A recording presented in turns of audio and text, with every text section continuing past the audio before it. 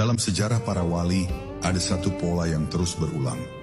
Sebelum mereka diberi limpahan ilmu laduni, mereka terlebih dahulu dijatuhkan dari segala kehebatan duniawinya. Ada yang kehilangan keluarga, ada yang dijauhi murid, ada pula yang dijadikan asing di tengah masyarakatnya. Semua itu bukan kehinaan, tapi pemurnian. Karena ilmu ini tidak bisa masuk ke dalam hati yang masih sibuk mempertahankan citra dan pengaruh. Ilmu ini hanya masuk ke dalam hati yang telah hancur, lalu dibangun ulang oleh cahaya ketuhanan. Perhatikan kisah Nabi Khidir alaihi salam, hamba Allah yang disebut memiliki ilmu langsung dari sisinya. Sebelum beliau menjadi penerima ilmu itu, hidupnya telah disaring dari logika manusia biasa. Setiap geraknya mengikuti isyarat Tuhan.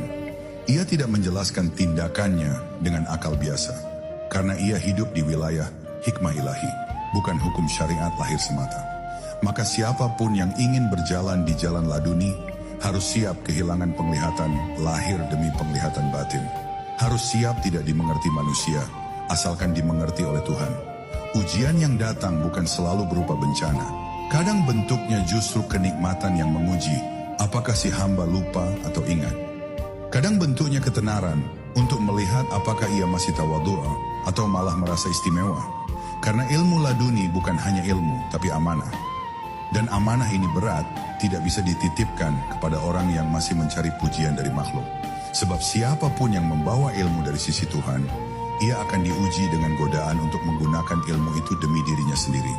Dalam diam para sufi menangis, bukan karena hidupnya sempit, tapi karena ujian batin mereka tak bisa dijelaskan dengan kata.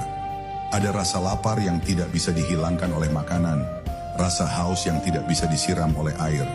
Itu karena ruh mereka sedang menanti turunnya hikmah.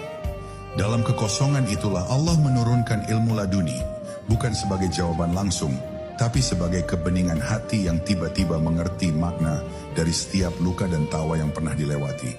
Dan ketika ujian itu selesai, bukan karena hilang, tapi karena hati sudah ridha dengannya, maka ilmu itu turun seperti embun pagi.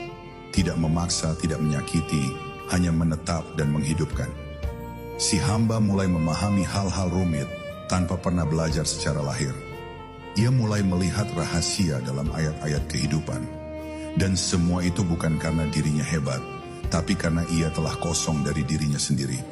Dan dalam kekosongan itu, Allah menanamkan laduni, sebuah ilmu dari langit yang tak bisa dijual, tak bisa diwariskan, hanya bisa dititipkan olehnya kepada hati yang telah berserah.